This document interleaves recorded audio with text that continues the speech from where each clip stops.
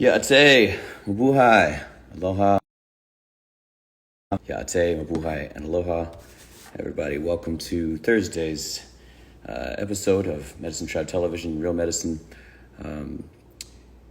Thank you all for joining us today. Come on in, have a seat, take your time. We've got, looking forward to a great chat today with my indigenous brother, Charlie Thayer. He is a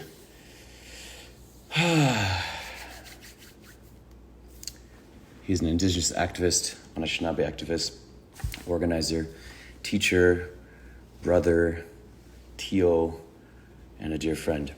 And so he is coming to us from Minneapolis, and we are going to check in with him right now. So come on in, get yourself comfortable. Let's have a good conversation here today. From the kind brothers. Let's see, I don't think he's on yet. Hang on. Let's see if we can find him.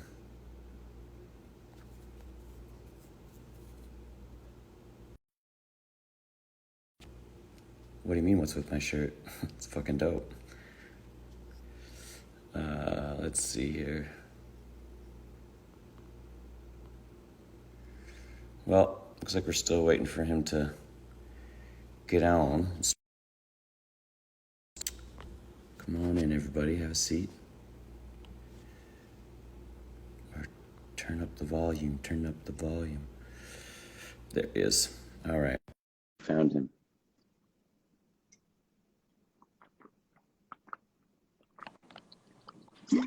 Bonjour.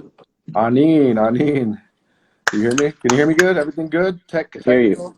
Yeah, check one. Let me turn my mic up real quick. There we go. I kind of look official if I got this right. Hey, does that plug into your phone or what? Nah. Oh, you're out here like that.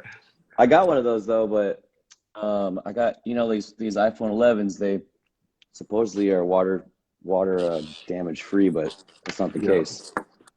So we'll get started. Aneen, Indigo, Oshki Migazi, Indigenous Kaz, Mukwin and Dudum, Odawa Zagaining, and Dunjaba, Minneapolis, Inda, Audrey Thayer, Nimama. My name is Charlie Thayer. I'm a longtime brother of Nahko's, an organizer on the front lines out here in Minneapolis. Line 3 pipeline fights. We've been around, man. It's been crazy. I look back, I'm like, damn, it's that last 7 years. Holy shit. I don't want to cuss, but dang. Holy dang. Holy, it's insane, man, how things just progress and change. But if it's cool, can we just start out with a little prayer song real quick? Of course, yeah. 240, wanna hold up real quick. This is my buddy Rafa. He's been on the front lines with me as well. Go ahead. What's up, Rafa? What's good, brother? How you been, man? I'm well, thank you. Thank you for praying for us today. Yeah, for sure. Amitakiapi, Magaju Kaga, Imakiapido. Hello, my relatives.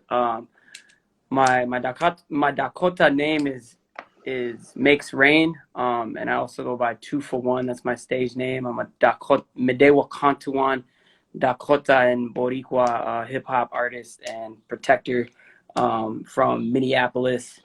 And I'm gonna kick this off with a prayer. And we can do this all in a good way.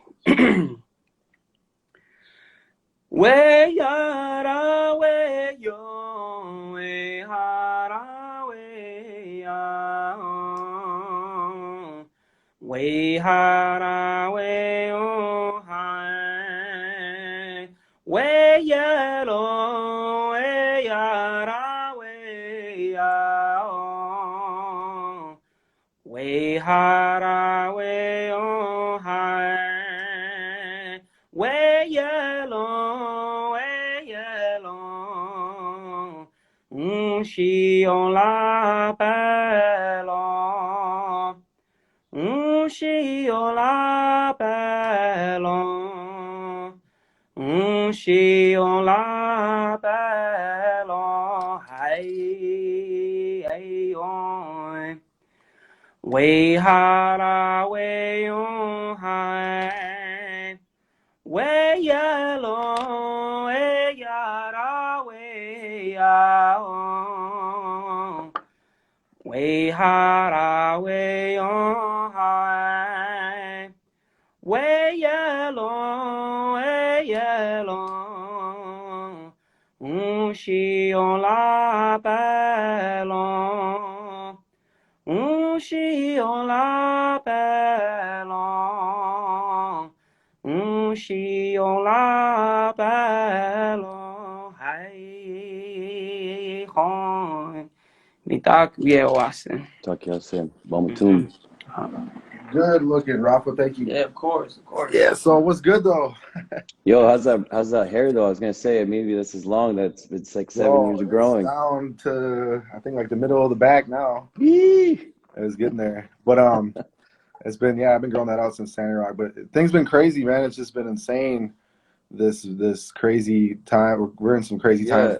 I mean, with now, having introduced yourself now and prayed in this way, and I wanted to just be able to like hear, what it's been like for you out there in Minneapolis this past week, having all of the experience and time that you've had in your years of being on the front lines of organizing and organizing actions and educating and protocol and all these things. But like, what's it this week particularly like been for you out there? Tell us a little bit about that. Well, I guess just to start with it, like, I guess for Minneapolis has been kind of like a hotbed for police brutality for maybe, I don't know, since the 60s, since the formation of AIM, and the American Indian Movement right here. These guys were started back in late 60s as a patrol, like a community patrol, right? They would patrol up and down Franklin Avenue, which is like the native community.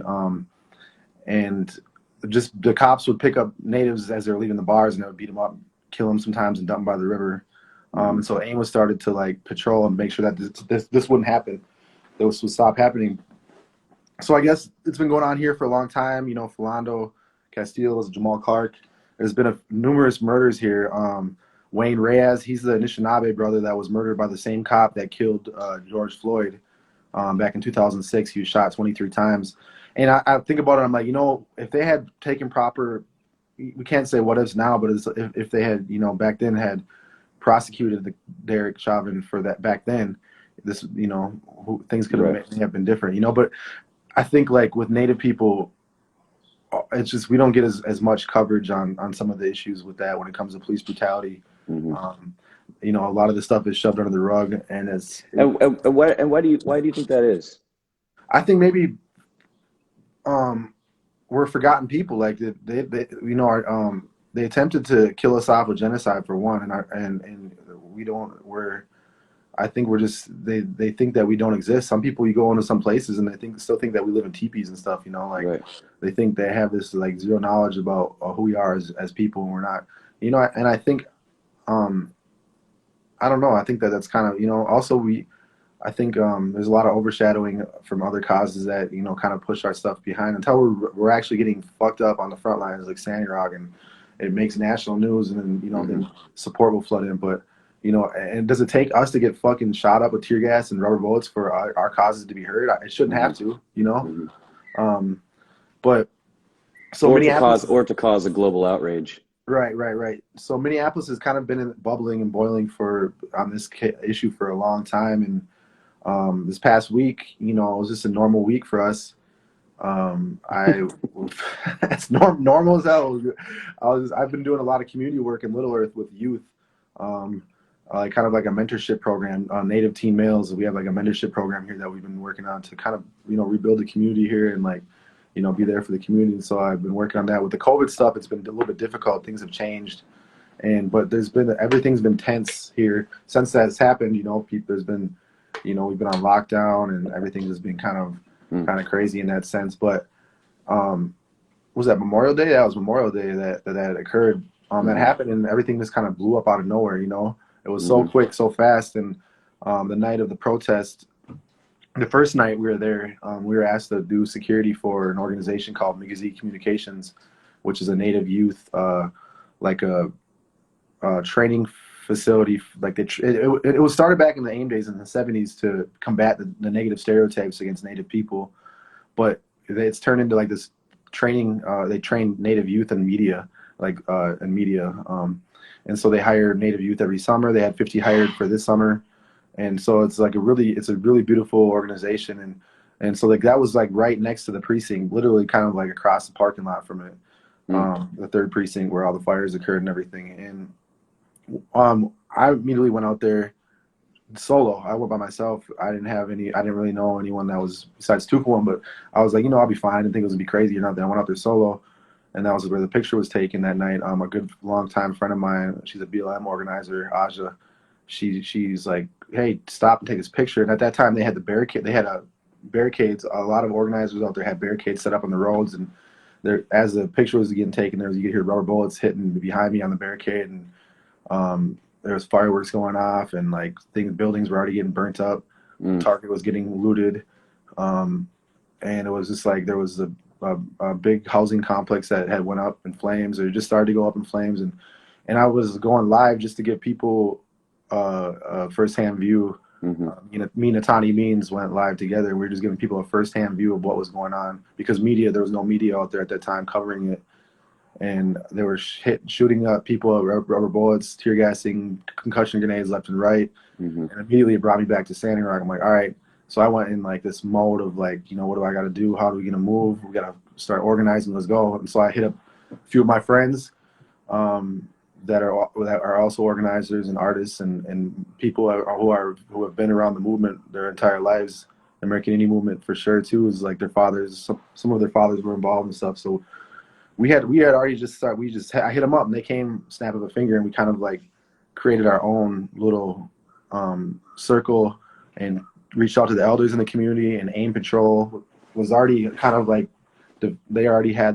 AIM has been around for a long time, but it kind of like the resurgence of it just started again with this. We had set up patrol at the Migizi Communications to protect it, and everything was going up in flames around it. And that was probably the only business on the block that didn't get looted or touched, but it went up in flames around 6 a.m. that morning because everything was burning around it. Gunshots were going off crazy left and right.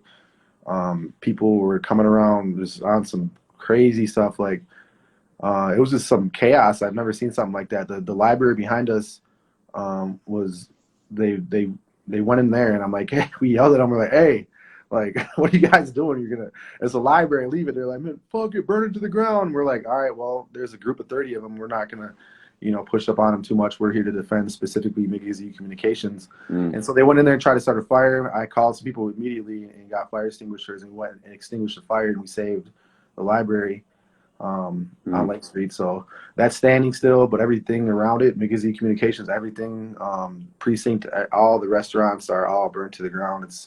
It's complete. It's sad because that's already, there's a Native community. We're right there, and that was, we would go get our groceries there. We would shop at Target right there, and that's all gone now. Luckily, we formed a strong alliance with American Indian movement, and we had all of our young warriors out here, and we set up patrols. We started organizing. We put people on the tops of all the Native orgs, the rooftops of the Native orgs, and really defended our community hard. And because of that, we have the only 2 grocery stores within the Native community standing still in South Minneapolis.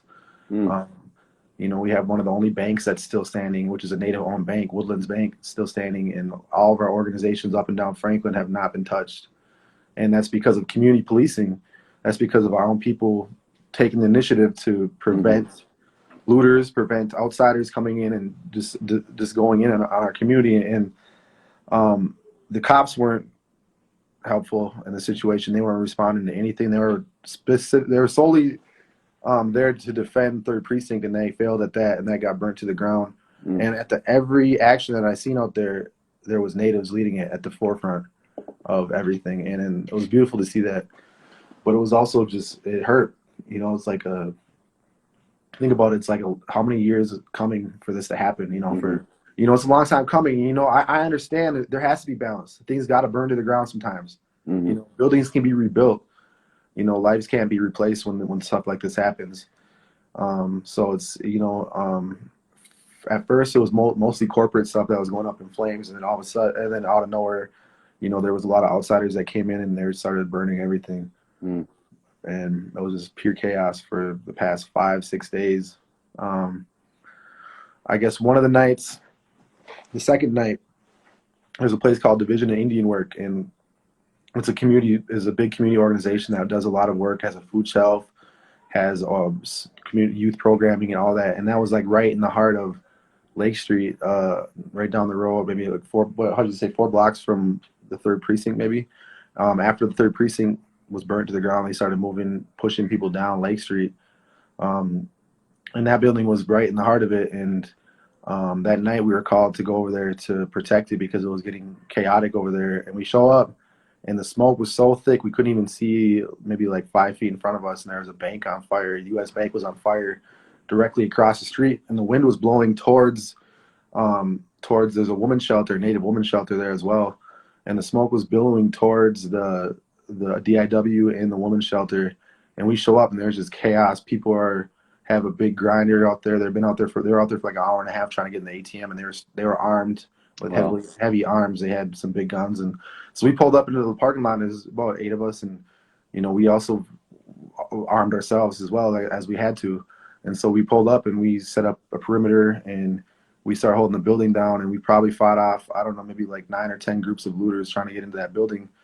But at one point, there's a family that comes out with buckets of water, and they're throwing buckets of water on the U.S. Bank trying to stop the fire.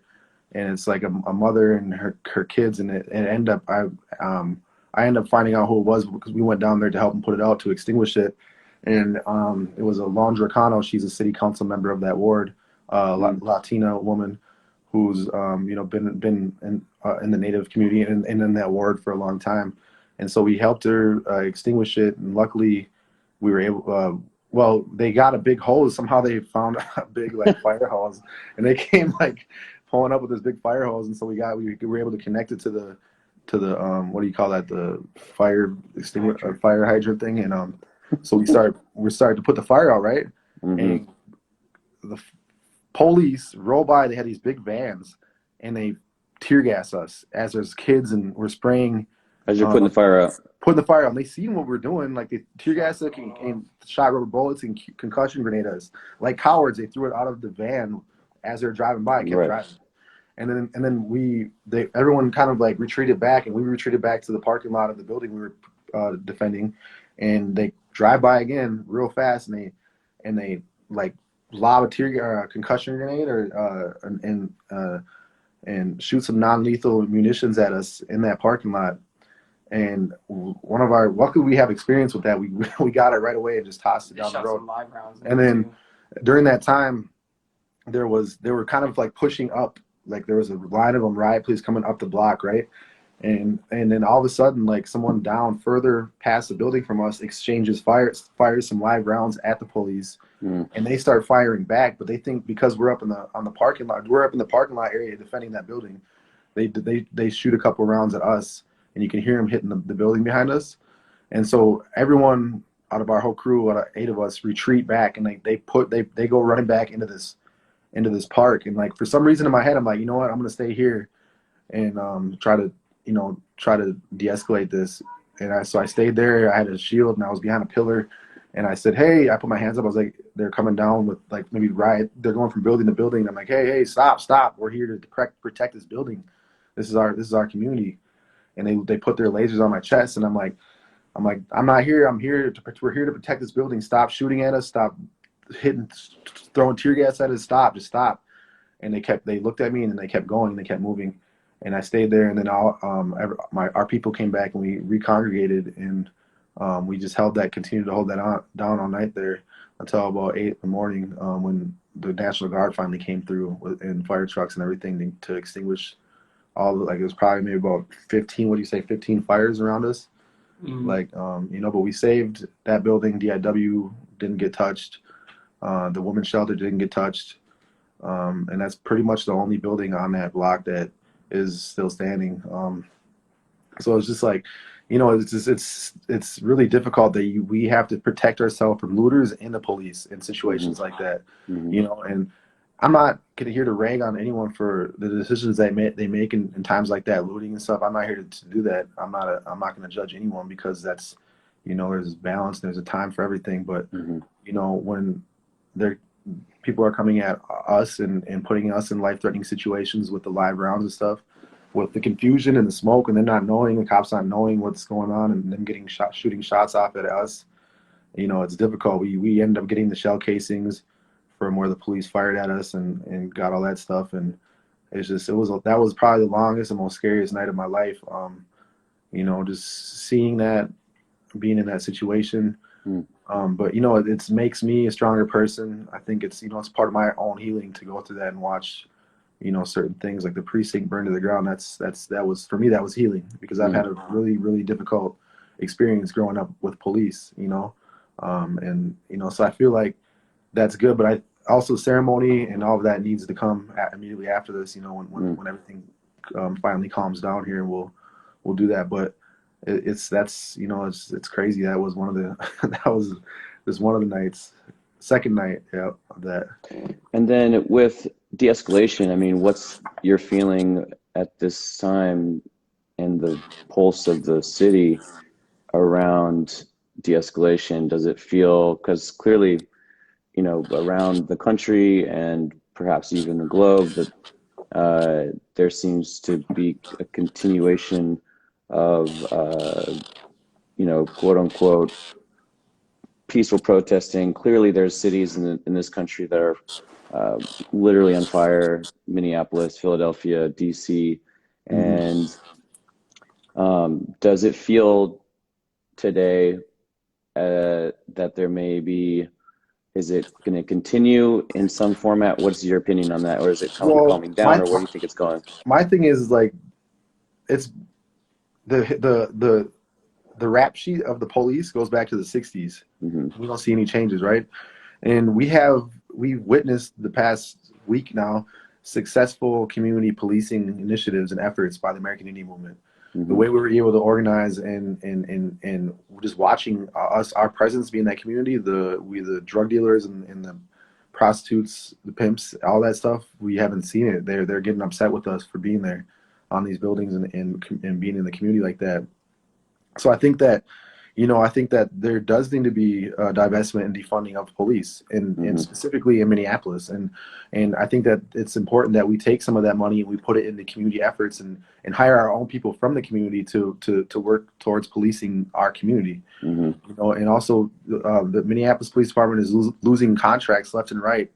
With the Minneapolis public school system is pulling out, and that's important too. Like, people don't understand the importance of dismantling the school to prison pipeline by putting officers in these schools. And like, I've witnessed firsthand the criminalization of Native youth. Like, they have the cops at an early age start arresting these kids, and they get sucked into this criminal justice system, and it's like a black hole. It's like a never-ending cycle for them, as they're sucked in at an early age, and that's very real. And I think that the city's starting to see it now, and like, it took this long for that to happen, though. Like, what is it, since the 60s? Like, it took this long for this to happen.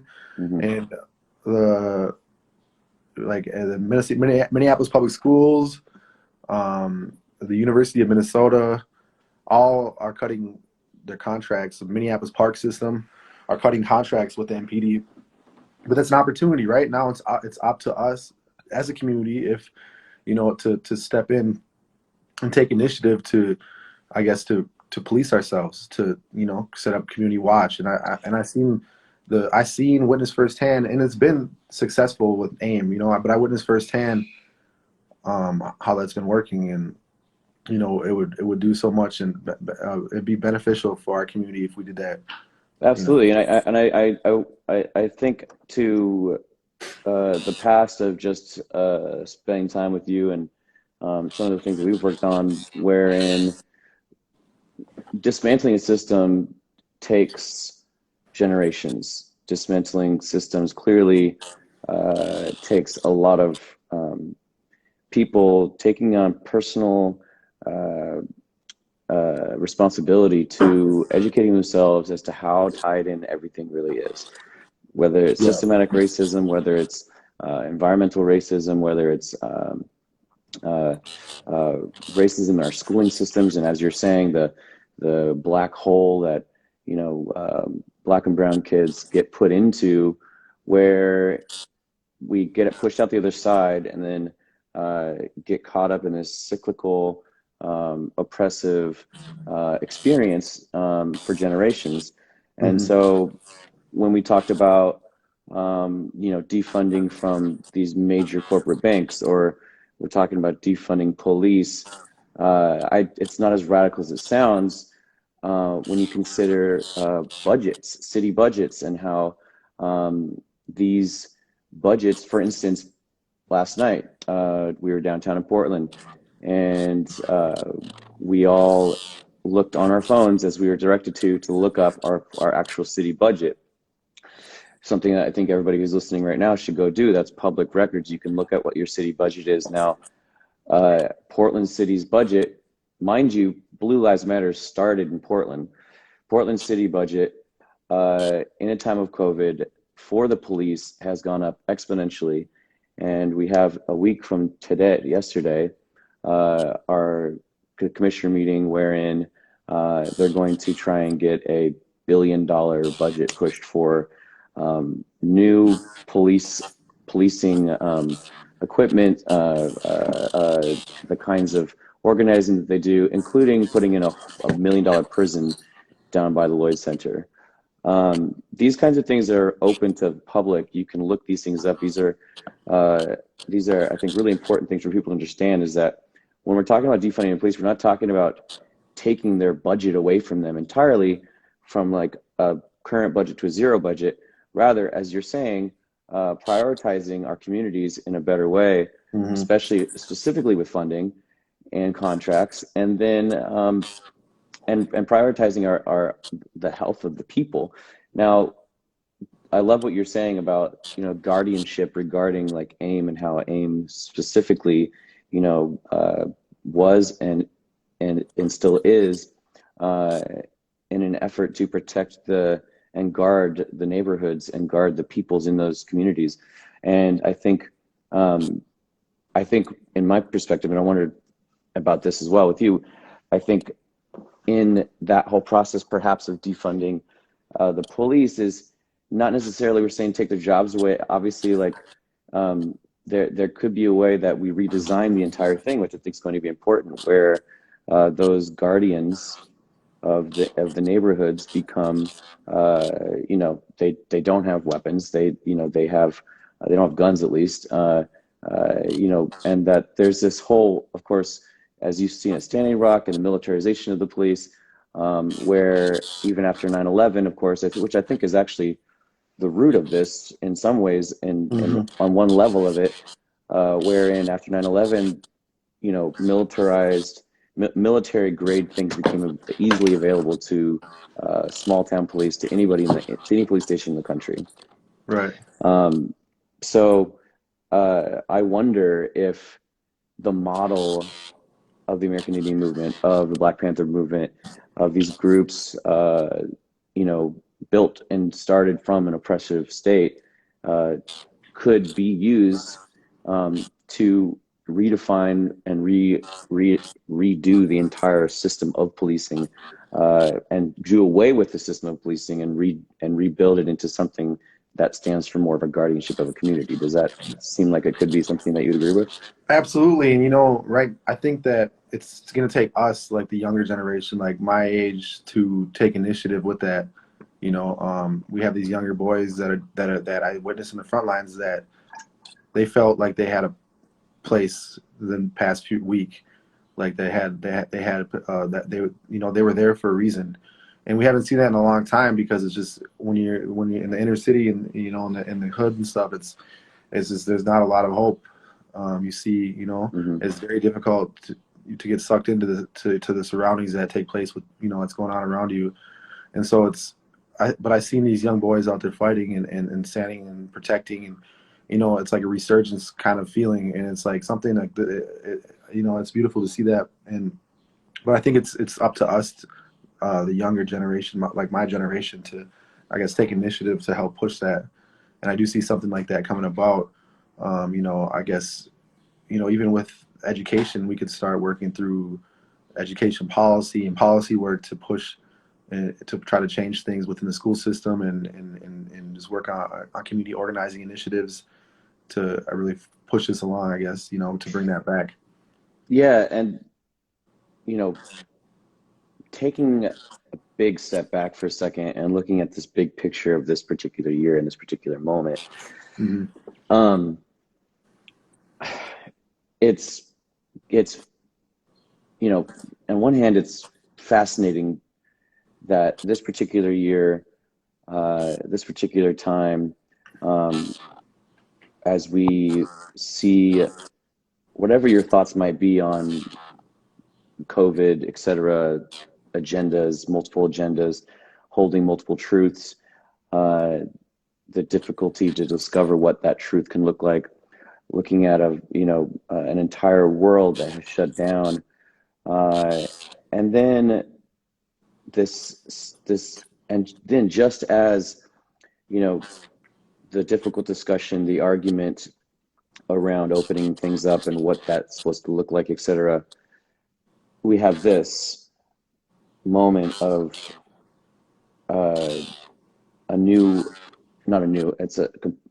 that's been sitting over here for fucking ever, but Yeah. specifically happening just in the midst of a crisis, a global health crisis. What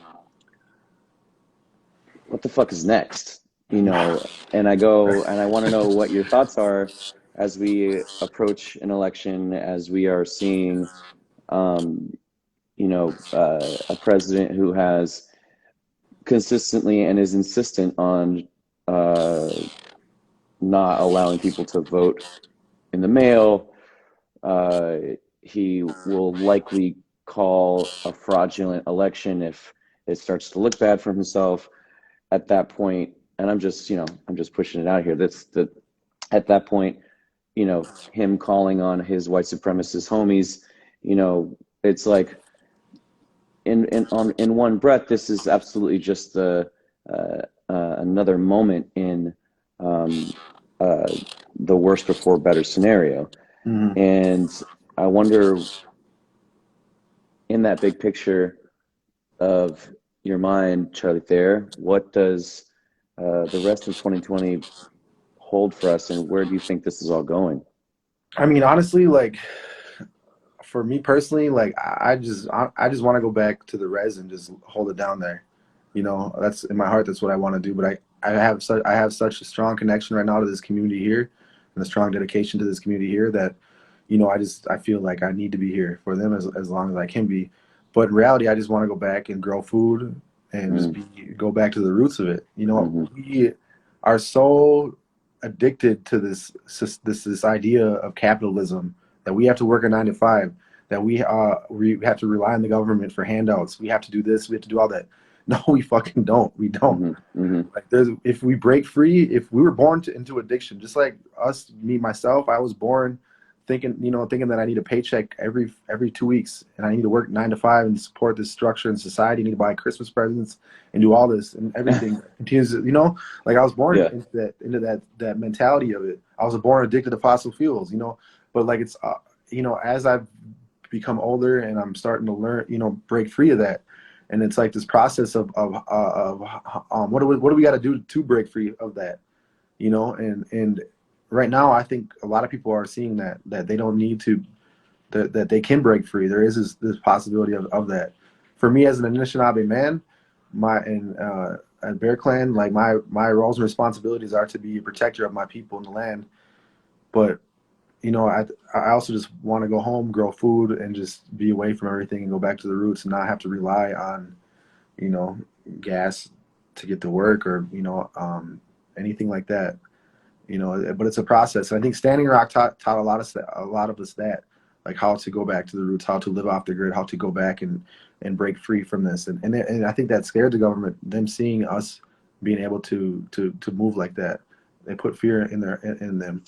And right now they're afraid, I feel like, because they'd rather see people die hundreds of thousands of people die than shut down and ensure elder safety for another month or so, you know?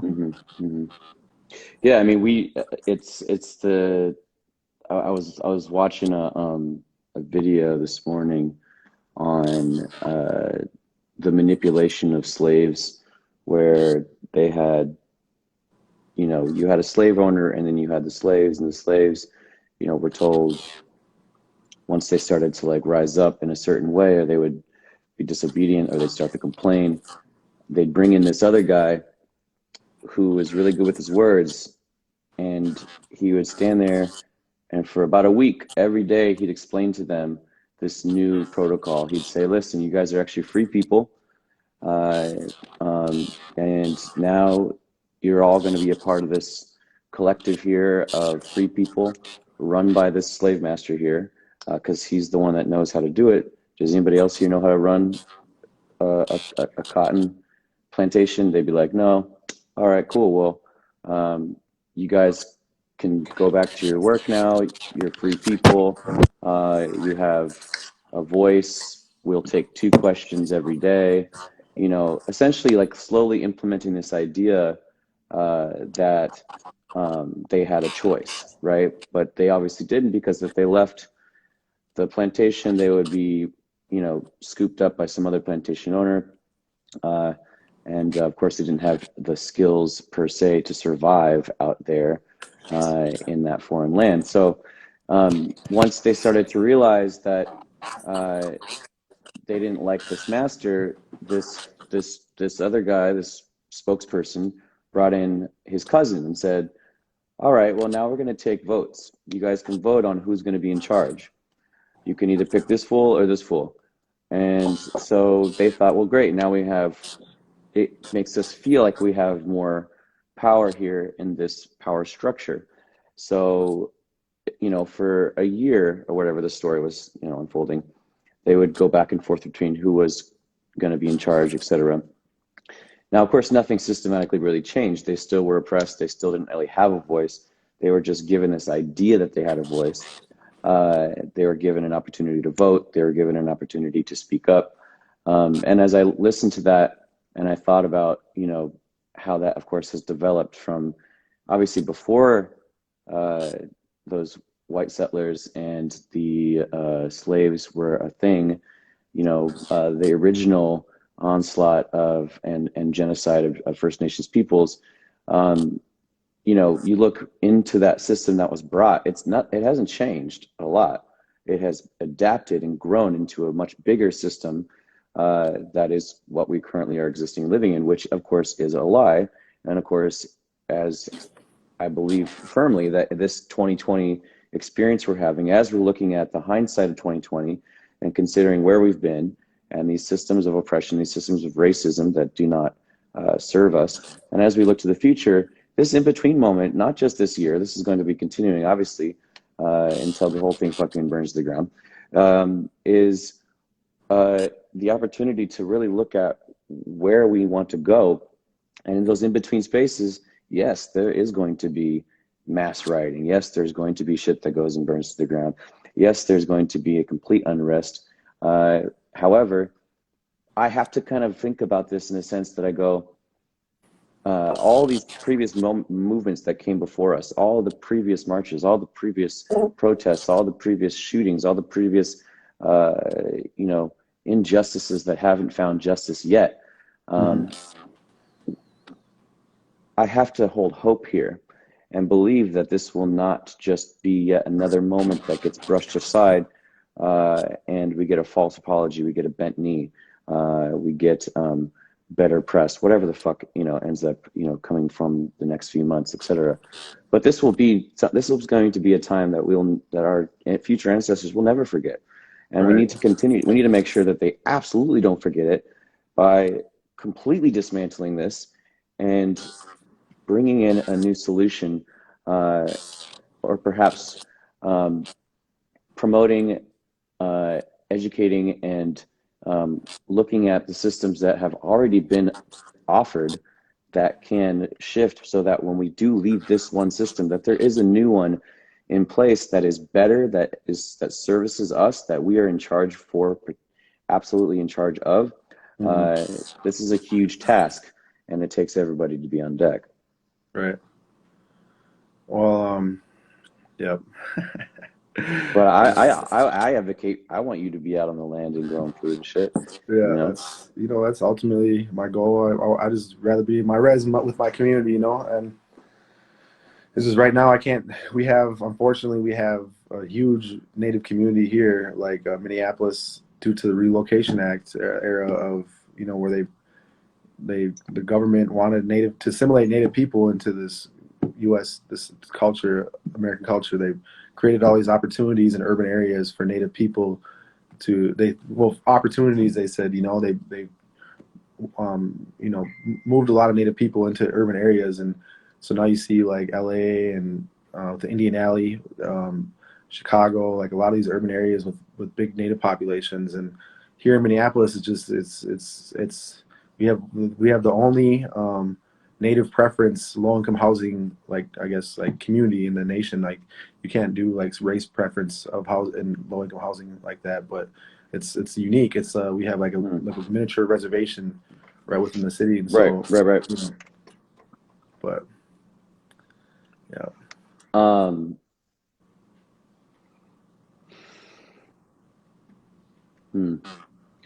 Well, I definitely appreciate you taking the time to discuss this stuff with us today. It feels really good to like see your cute face. And yeah. I think it's important if anyone's listening right now that is able to donate to Migazi Communications. that was my next question: is if you had an offering towards an organization that people Yeah, could be supporting. I got a couple. One that's really been on the ground working intensely for Black Lives Matter is a Black Visions Collective. They're kind of like leading the charge with everything that's going on nationwide, really. If you could, and that's my sister's. She's an organizer with it. If you go to should you want me to type it in here and you want to pin it, or? Yeah, just It's blackvisionsmn.org, and then here's another one is migizi.org, migizi.org. Black Visions. What was it? mn.org. mn.org. Okay. And then migizi.org, migizi.org, and littleearth.org. And for everybody that's listening right now as well, like Charlie's gonna text all these orgs to me afterwards, and then I'm gonna make a post on the story as well, so you guys can have a second opportunity to peep that. And it's crazy because you've been around this community and working alongside of us, using your platform as a voice since you've kind of started doing music, right? Like since. Well, yeah, because Winona was the first person to really like bring me in and utilize what I had to offer. You know what I'm saying? Yeah. And that was like 7 or 8 years ago now, and so.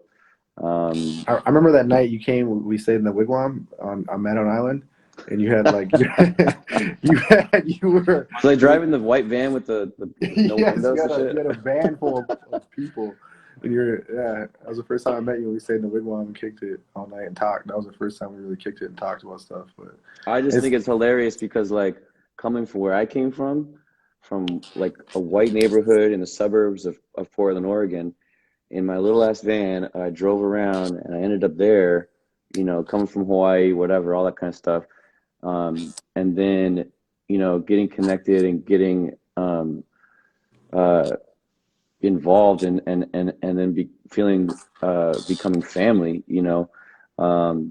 and from that moment, like me and you we've been everywhere together, Right. Yeah. And so it's just wild to like I sent Charlie a video this morning from what, like 2014? Was that 20?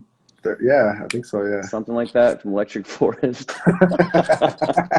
You're like we're gonna talk stories about this. I'm like, oh no, we ain't.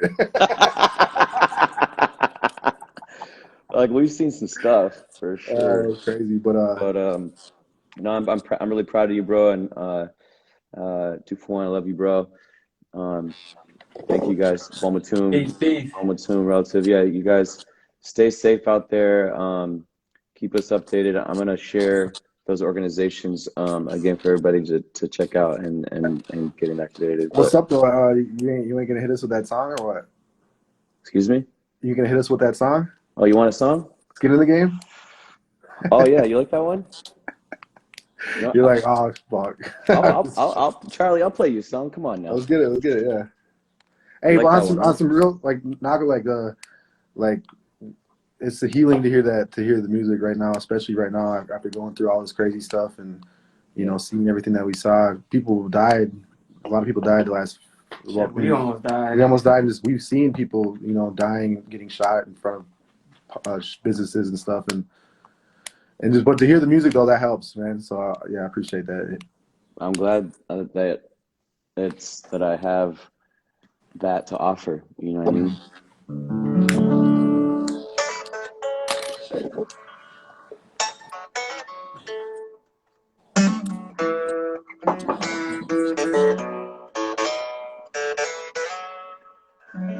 You hear that all right? Yep, I can. Yeah, you guys. Yeah. I think it might be better if I do it with that.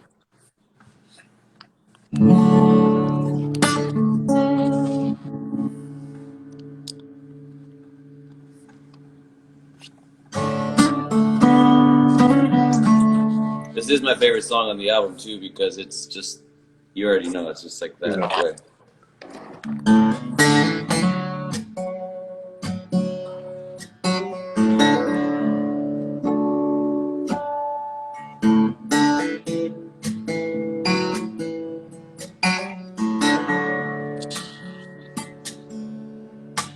Wide awake, and I know why it's taken me so long to reclaim my power. That hurt and made me strong. I've lost count how many times I have changed. There's an art to having skin in the game. Been afraid of running out of fucks to give. Lowest place considering where I have been. It's the simple truth that one day I will die. Or the courage it takes for a warrior to cry. It's like the song I was singing, sitting on my bedroom floor. Or that familiar feeling like I've been here before.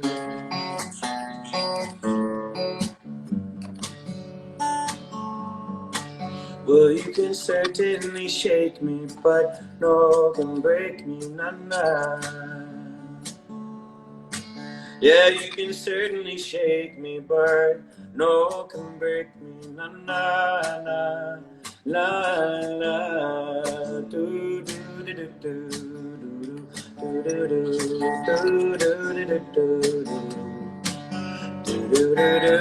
do do.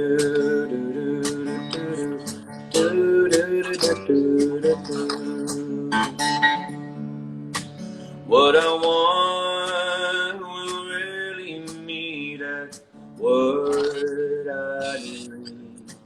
Nothing's wrong with setting better boundaries. Like the softness you earn when you break your own breath. Or that playful heart that became your first defense. Well, I know, yes I know, I sure as shit know I turned some kind of page. And I will, yes I will, learn to love the side of me that holds all the shame. when I gave myself permission to feel the pain. There's an art to having skin in the game. 'Cause there is something so sacred and perfect in placement of. But I'm buzzing in beauty and feasting on honey, alright.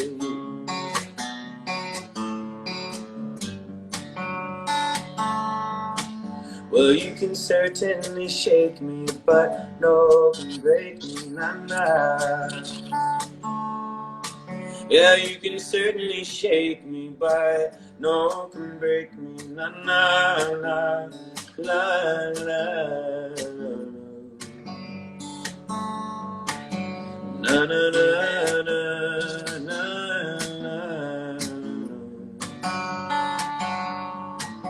Yahweh, Yahweh, Yahweh, Yahweh,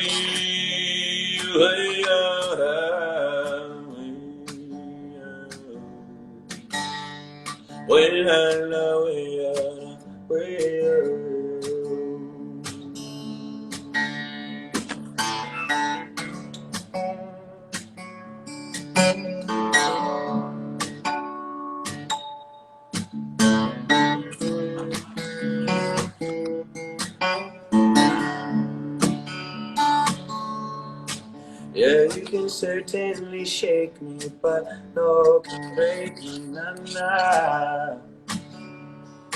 Yeah, you can certainly shake me, but no can break me, la la la la la la la do do do do do do do do do.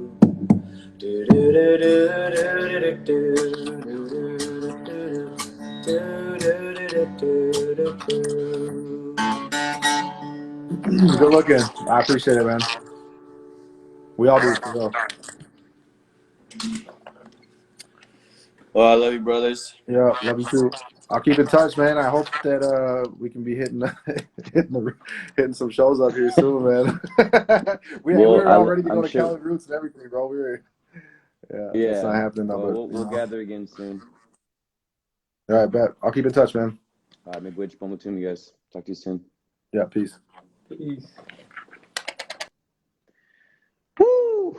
That was Charlie Thayer, 2 for 1.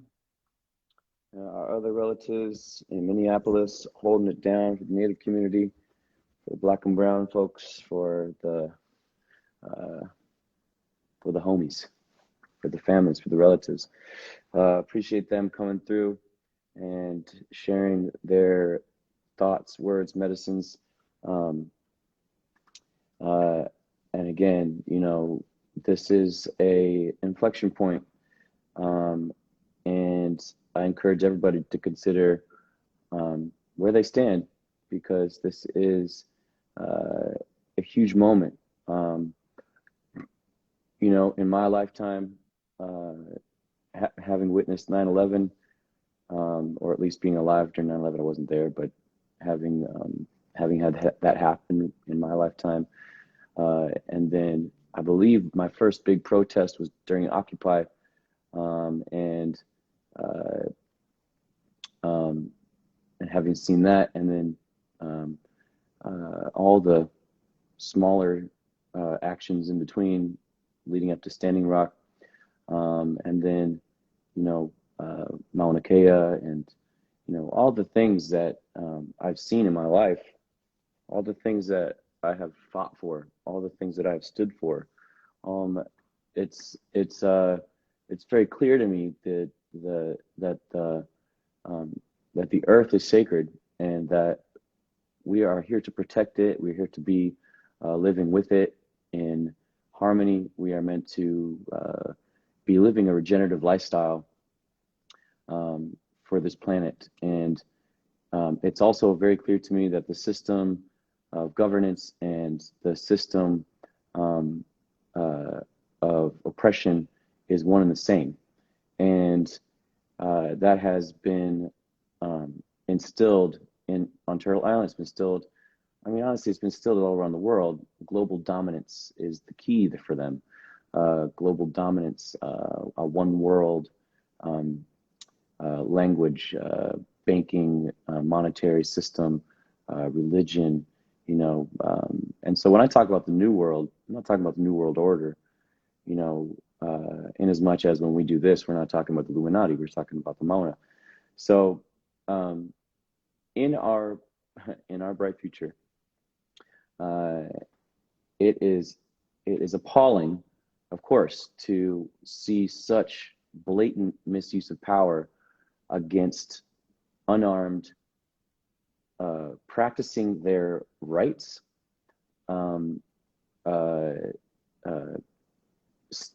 showing up for the movement. And I think a lot of folks, sometimes they've kind of, they dip their feet in it and they go, yeah, this is about inequality, or this is about, the rights of a certain group of people. But this is so much bigger than that. This is about dismantling a system that doesn't work. It works for a small percentage of people, and the rest go on in compliance in their day-to-days because they're getting by. And for the millions of people who are not getting by, who are suffering daily, who are at the hands and the neck of police officers, etc., of authority, of the tax man, of their who are being imprisoned in a private prison system.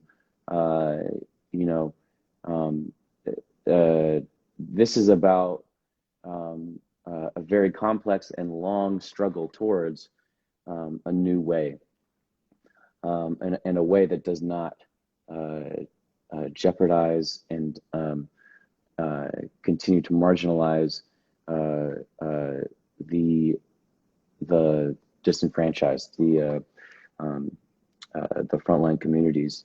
And so what we are seeing and what we have seen, I mean, if you look at the beginning of COVID-19, whatever, you look at that, and then we're at this moment. Imagine what the next moment's going to be like. And I want you to consider the difficulties ahead. And so if you are feeling complacent, or if you're feeling like you're not sure where you stand, I implore you to figure it out, because it's going to get very hard for anyone who has not been involved at this point not to be involved, because it will come to your door, and it don't matter where you are, you can't hide from it. It's coming. And so what I'm asking everybody to do is to consider where they stand. What is your moral ground? And that next piece is also to educate yourselves, to be a good ally, to be a good steward of the land, to be a good steward of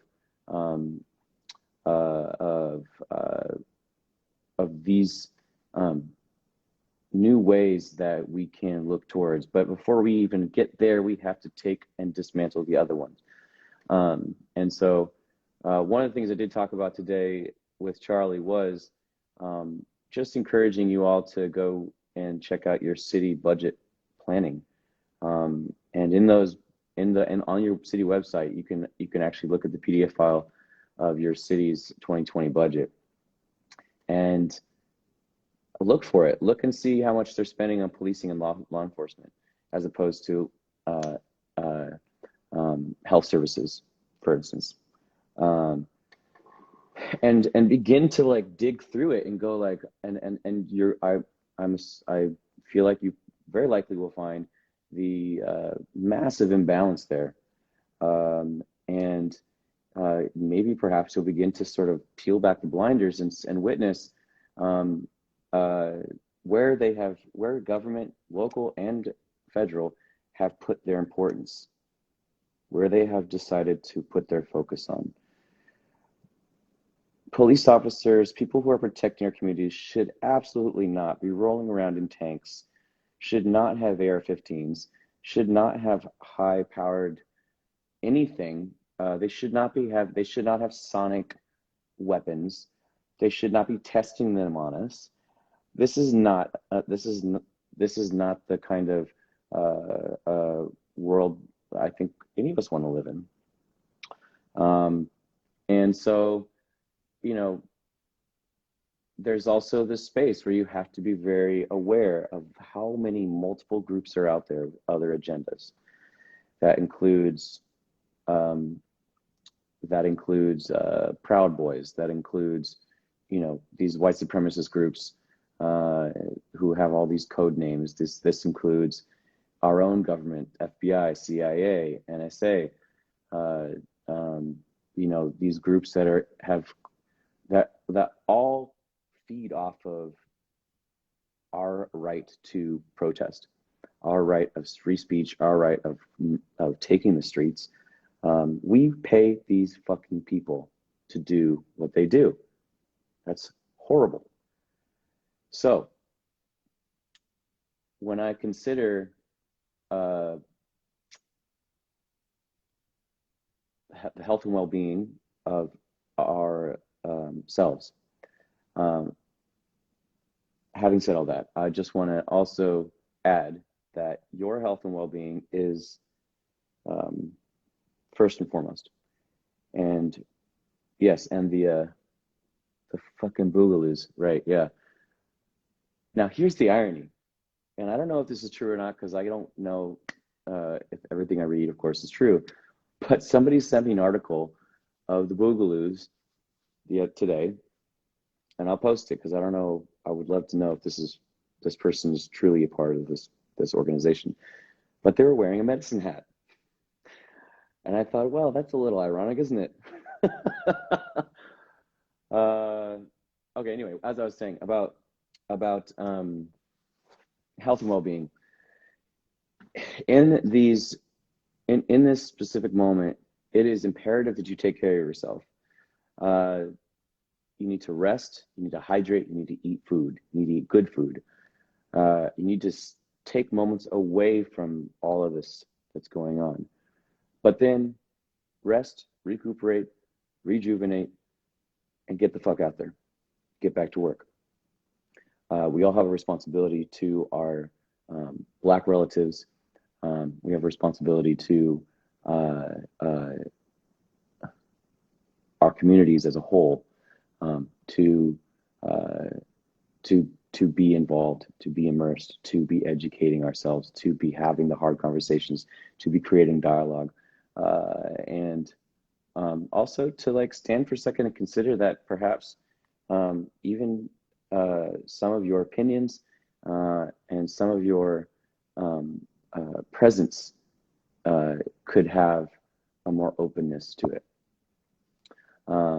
I certainly do not believe for one second that I have any of the answers or have a solution to step forward, because I don't know where we're going. We've never been there before, as I've always said. And so I think I encourage you all, as this full moon, there's a bad moon on the rise, as this full moon approaches, I think it's tomorrow or something, to take a moment to meditate and say a prayer, many prayers, and consider where you stand, what your moral ground is, and how you're going to protect that. So with that, thank you once again, Miigwech, Womatum, Charlie Thayer. It's been a good day for a chat, and I will be reposting the organization she shared on a story. So everybody stay safe, take care, be well, and I'll see you in the street. You.